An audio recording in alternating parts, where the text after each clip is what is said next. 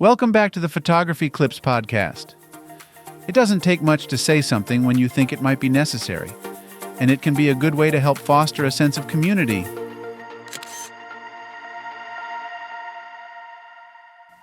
Plagiarism, theft, copyright violations, whatever you want to call it, it happens. People will sometimes take images from photographers and put them to their own use without permission. Sometimes it's more of theft of intellectual property, the taking of ideas for their own uses rather than taking the images. Given the choice, I would say that the theft of images is a much more common thing for photographers to experience than the theft of ideas. Sometimes people simply aren't aware that they're violating your copyright. A shocking number of people who create casual blogs and the like don't realize that just because you see an image online, that doesn't mean you're free to use it. Other times, people know full well what they're doing, and they'll go so far as to edit out watermarks and the like, so that the image doesn't look like it's been stolen. No matter how it happens, as I said, it does happen.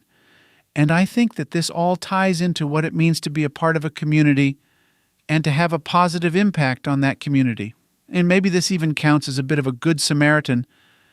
That is to say, when you're a photographer in a community of other photographers, it's good to look out for your fellows.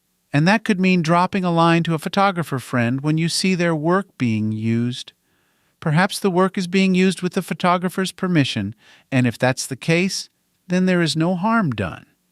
But what if it's one of these cases in which someone deliberately removed a watermark so they could steal the image? Then your photographer friend may want to pursue this and get the problem taken care of. Either way, it never hurts to inquire. Apart from potential cases of copyright theft, there are other ways to be a productive part of a photographic community.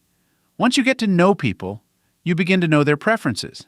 And that means that if you see something, like a photographic locale that someone might enjoy, you can suggest it to them. Or if you have an idea that you think would fit well into someone's body of work, it only takes a few minutes to offer the suggestion.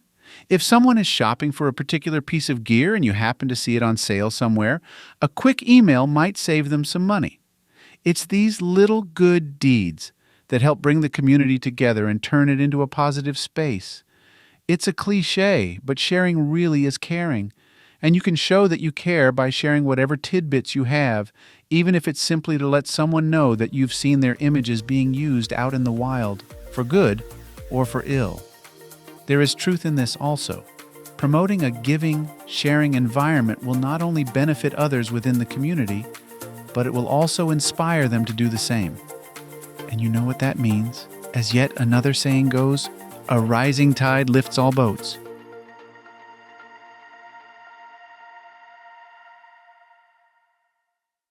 Thank you for listening and subscribing to the Photography Clips podcast. If you would like to learn more about my photography, please visit photographyclips.com. I hope you have a wonderful day. Now go and enjoy the beauty of God's creation through your lens.